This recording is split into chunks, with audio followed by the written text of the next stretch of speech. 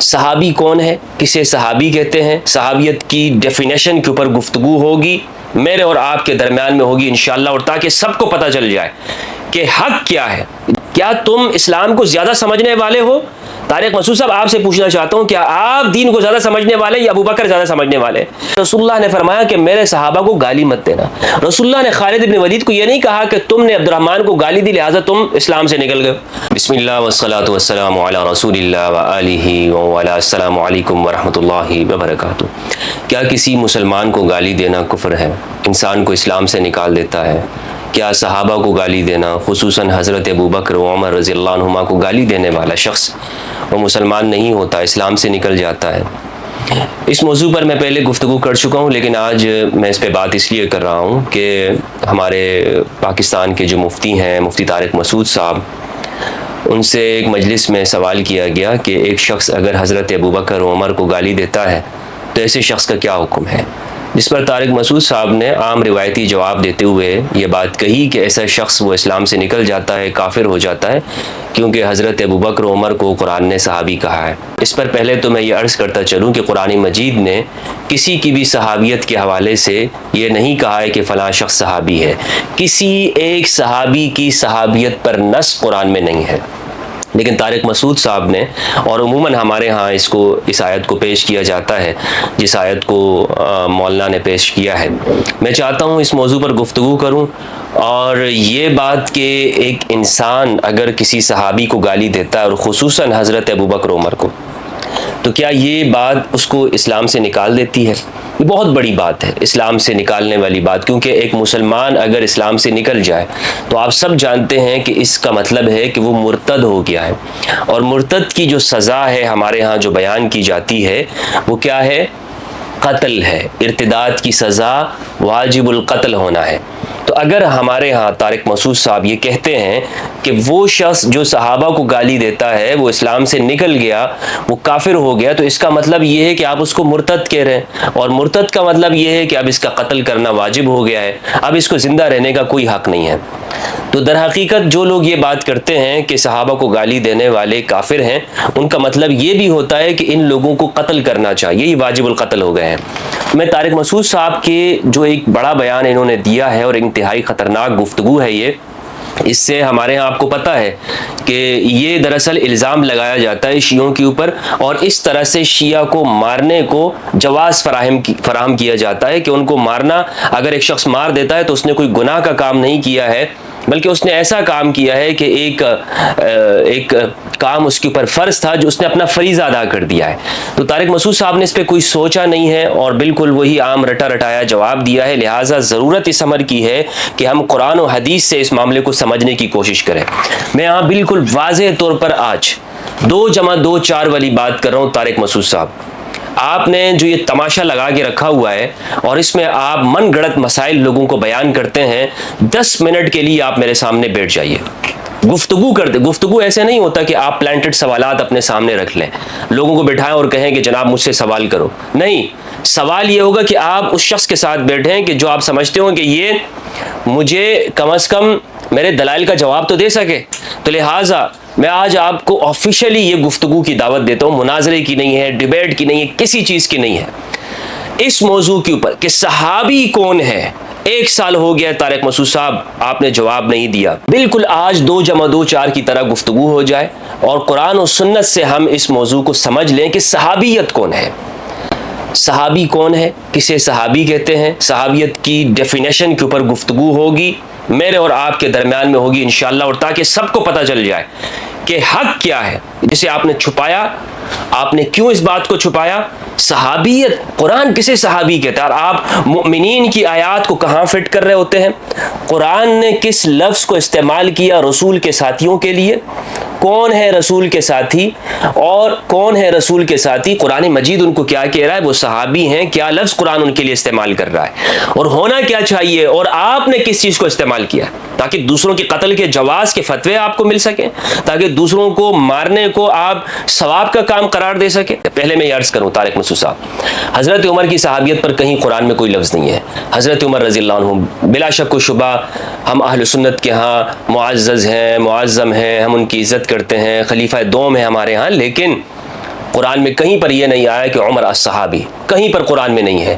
اسی طرح حضرت ابوبکر کے بارے میں جو آپ نے کہا کہ کوئی شخص ان کی صحابیت کا منکر ہے وہ شخص بھی کافر ہے، کہاں پر حضرت ابوبکر رضی اللہ عنہ کی صحابیت کے بارے میں؟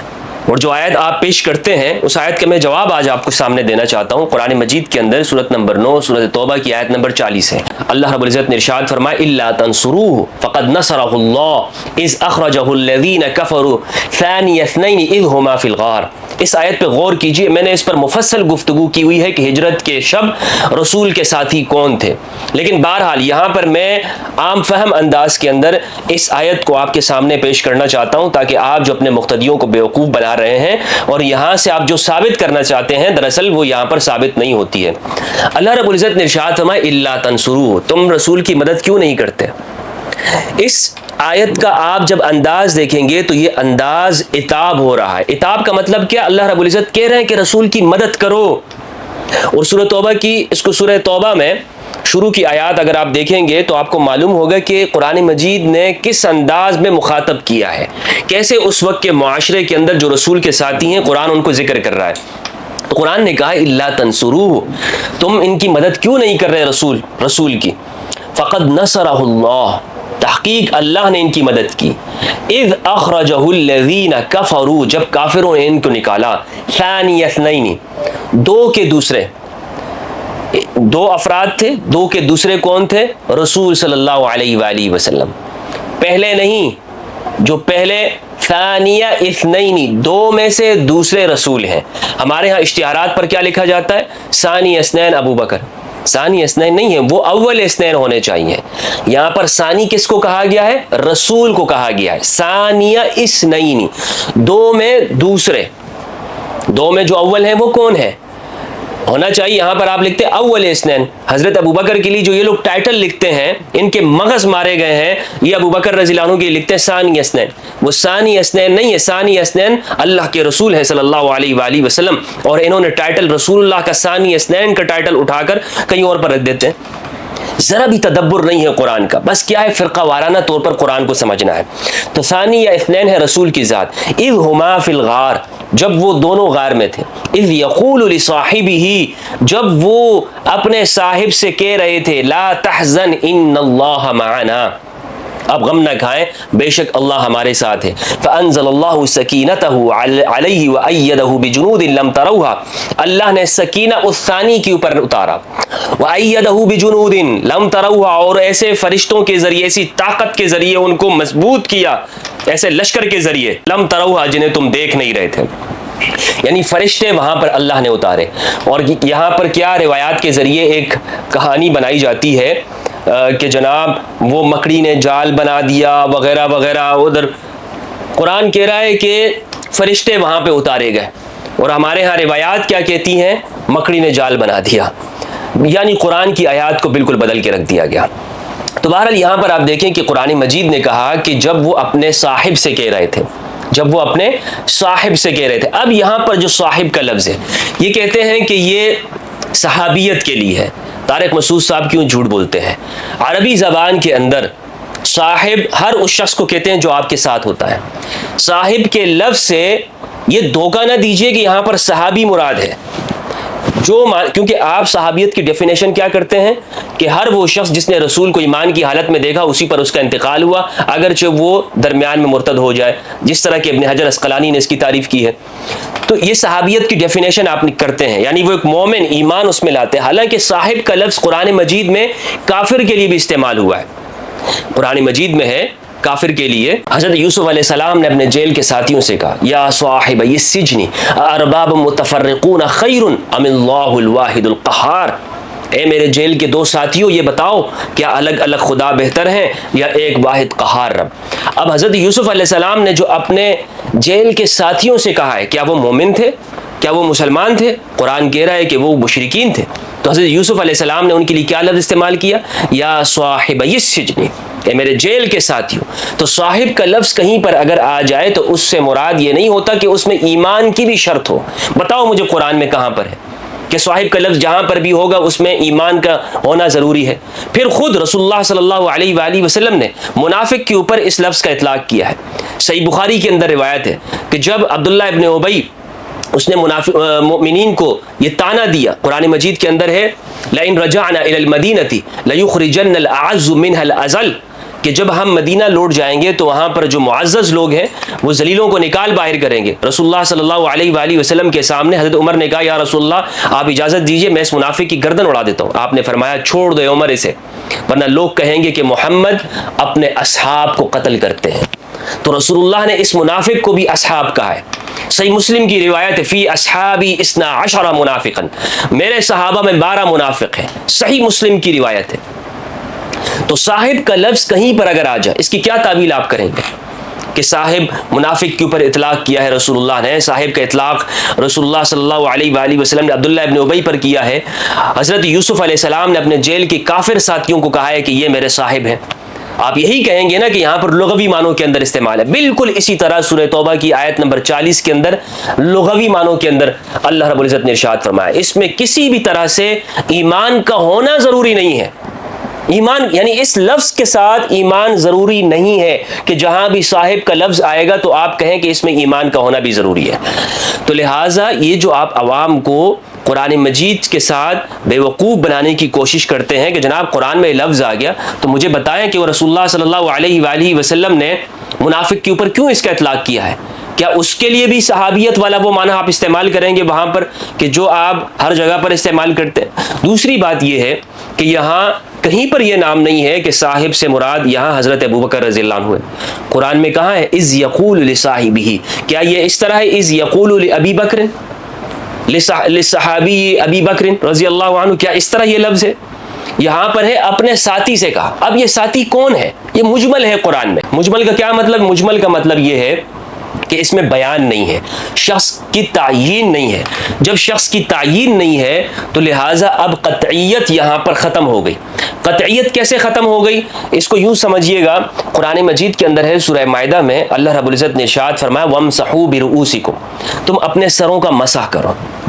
کتنا مسح کرنا ہے اس کا کوئی حکم قرآن میں بیان نہیں ہے، کوئی مقدار اللہ نے بیان نہیں کی کہ آپ نے کتنا مسح کرنا ہے، بس کہا کہ سر کا مسح کرو۔ اب حنفیوں کے ہاں 4 اس طرح پیشانی کے برابر اگر آپ مسح کر لیتے ہیں سر کا تو یہ مسح آپ کا ہو جائے گا، فرض ادا ہو جائے گا، کیونکہ مسح کرنا فرض ہے۔ تو اب مقدار تو معلوم ہونی چاہیے نا کہ سر میں سے کتنا مسح کرنا فرض ہے۔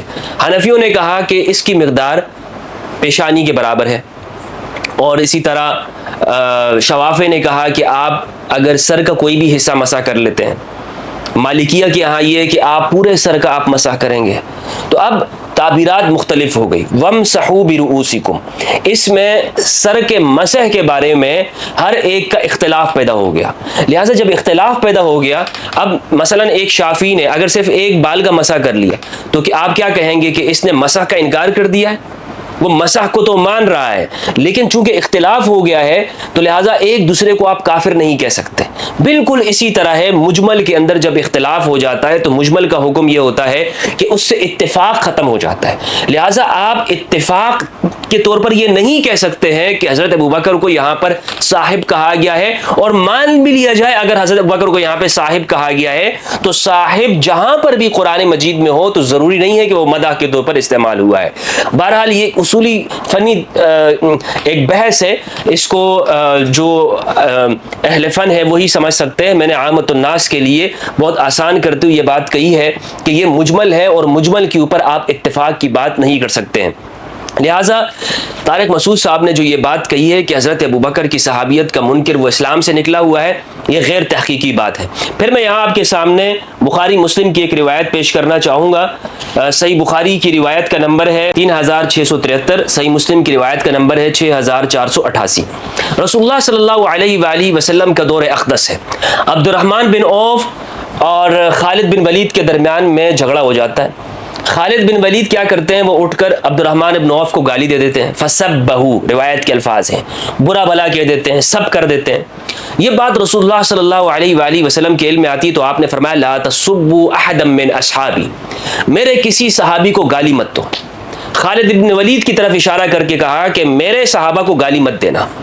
فإن أحدكم لو أنفق مثل احد ذهبا ما ادرك مد احدهم ولا نصيفه کہ تم میں سے کوئی شخص بھی اگر احد پہاڑ جتنا سونا خرچ کر دیتا ہے وہ میرے ان صحابہ کے عمل کے برابر نہیں ہو سکتا، کہ ایک مٹھی بھر اگر کوئی جو بھی خرچ کر دیتے ہیں۔ تو اس میں آپ دیکھیں کہ رسول اللہ نے فرمایا کہ میرے صحابہ کو گالی مت دینا۔ رسول اللہ نے خالد بن ولید کو یہ نہیں کہا کہ تم نے عبد الرحمن کو گالی دی لہٰذا تم اسلام سے نکل گئے، تم کافر ہو گئے۔ رسول اللہ نے کوئی یہ فتویٰ نہیں لگایا، بلکہ یہ کہا کہ یہ جو میرے صحابہ ہیں تم خالد بن ولید ان کو گالی مت دینا۔ اس سے ایک دوسری بات بھی معلوم ہوئی کہ خالد بن ولید اور عبد الرحمن بن عوف کی صحابیت کے درمیان میں فرق ہے۔ یہ جو کہتے ہیں نا کہ سارے صحابہ کی صحابیت برابر ہے، رسول اللہ نے درمیان میں دیوار کھینچ دی کہ خالد بن ولید تم میرے ان صحابہ جیسے نہیں ہو۔ خالد بن ولید کو صحابیت سے باہر نکال دیا۔ پھر یہ جو گالی دینے کی بات ہے، اگر کسی شخص نے حضرت ابوبکر کو گالی دے دی، خود حضرت ابوبکر موجود ہے اور وہاں پر ایک شخص نے ان کو گالی دے دی، تب کیا حکم ہے؟ کیا تم اسلام کو زیادہ سمجھنے والے ہو؟ طارق مسعود صاحب آپ سے پوچھنا چاہتا ہوں، کیا آپ دین کو زیادہ سمجھنے والے ہیں یا ابوبکر زیادہ سمجھنے والے ہیں؟ آپ زیادہ سمجھنے والے یا زیادہ صحابہ سمجھنے والے ہیں؟ آپ نے اپنی عقل اور فہم کو صحابہ سے بھی بڑھا دیا ہے۔ صحابہ کیا سزا مقرر کرتے ہیں ایک شخص نے جب حضرت ابوبکر کو گالی دی؟ سنن نسائی کی روایت ہے 4076، ابی برزہ اسلمی سے روایت ہے اور یہ روایت صحیح ہے، البانی نے اس کو صحیح کہا ہے، حتیٰ کہ زبیر الزئی نے بھی ان کو حسن کہا ہے اس روایت کو۔ ابی برزہ اسلمی سے روایت ہے، وہ کہتے ہیں کہ ایک آدمی نے ابوبکر کو گالی دی، برا کہا، فقلت اقتلہ، تو یہ کہتے ہیں توبہ العنبری نے کہا کہ ابوبکر آپ مجھے اجازت دیجئے میں اس کو قتل کر دیتا ہوں، میں اس کو قتل کر، فانتحرنی وقال لیس ھذا لأحد بعد رسول اللہ صلی اللہ علیہ وآلہ وسلم۔ تو ابوبکر رضی اللہ تعالیٰ عنہ نے مجھے ڈانٹا، کہا چپ ہو جاؤ، خاموش ہو جاؤ، ڈانٹا اور کہا کہ یہ بات کہ کسی کو اگر گالی دے دی جائے اور اس کو قتل کیا جائے یہ رسول اللہ کی خاصیت ہے کہ ان کو گالی نہیں دی جا سکتی۔ میں ابوبکر اس لائق نہیں ہوں، یعنی میرا یہ مقام نہیں ہے کہ اگر کوئی مجھے گالی دیتا ہے تو تم مجھے پیغمبر بنا دو اور مجھے گالی دینے والے کو بھی تم قتل کرنا شروع کر دو، نہیں، میں پیغمبر نہیں ہوں۔ تو حضرت ابوبکر نے اپنے آپ کو گالی دینے والے کو قتل کرنے کا حکم نہیں دیا، کیوں؟ اس لیے کہ وہ ان کو مسلمان سمجھتے تھے۔ اور طارق مسعود صاحب کیا کہہ رہے ہیں کہ جس نے ابوبکر کو گالی دی رضی اللہ عنہ وہ شخص اسلام سے نکل گیا۔ کون سا مذہب اور دین تم لوگ پیش کر رہے ہو؟ کس مذہب کو تم لوگ یہاں پروموٹ کر رہے ہو؟ صرف اس لیے کہ آپ لوگوں کو یہ بتا سکیں کہ دوسرا جو طبقہ ہے، حالانکہ میں آپ کو بتاؤں کہ شیعہ لوگ بھی گالیاں نہیں دیتے ہیں، یہ ڈھنڈورا پیٹتے ہیں کہ جناب جو لوگ طلقاء کی مذمت بیان کرے یا ان کی مذمت بیان کرے جن کو رسول اللہ نے منافق کہا یا رسول اللہ صلی اللہ علیہ وآلہ وسلم نے ان کی برائی بیان کی، یا جنہوں نے امام علی علیہ السلام سے لڑائیاں کی، جنگیں کی، اور ان کے متائن وہ صحیح متائن جو احادیث کے اندر موجود ہے۔ مثال کے طور پر ایک شخص اگر فئہ باغیہ عمار تقتلک الفئۃ الباغیہ اس روایت کو بیان کرتا ہے، یہ اس کو بھی کہتے ہیں کہ یہ صحابہ کو گالیاں دے رہا ہے، مجھ پر یہ جو تہمتیں لگا رہا ہے کہ جناب صحابہ کو گالیاں دینے والے۔ ایک بات تو بتاؤ نا مجھے کہ میں نے کبھی کسی صحابی کو گالی دی ہو؟ استغفر اللہ العظیم۔ عام انسان کو گالی دینا، بخاری مسلم کی روایت ہے سباب المسلم فسق وقتالہ کفر، مسلمان کو گالی دینا فسق ہے اور اس سے قتال کرنا کفر ہے، قتال کرنا، لڑنا کفر ہے۔ تو بتائیں مجھے، اور جنہوں نے علی کو گالیاں دی وہ کس کھاتے میں ڈالو گے؟ جنہوں نے علی پر سب و شتم کیا وہ آپ کے نزدیک ہے، وہاں پر تو آپ تعویل کرتے ہیں کہ جناب سب کا معنی یہاں پر سیاسی تنقید ہے، یہ آپ ہی کہتے ہیں، تو وہاں پر تو آپ تنقید کے معنی میں لیتے ہو، اور یہاں پر اگر کوئی سب کرے تو اسے آپ اسلام سے ہی نکال دیتے ہو۔ اور حالانکہ کوئی بھی، میں نے کسی شیعہ کو نہیں دیکھا یا کسی شخص کو میں نہیں دیکھتا ہوں کہ جو مجالس کے اندر یا گفتگو کے اندر حضرت ابوبکر و عمر کو گالیاں دیتا ہوں۔ ہاں تنقید ضرور کرتے ہیں، تنقید کو آپ سب و شتم کہہ رہے ہیں، گالیاں دینا کہتے ہیں۔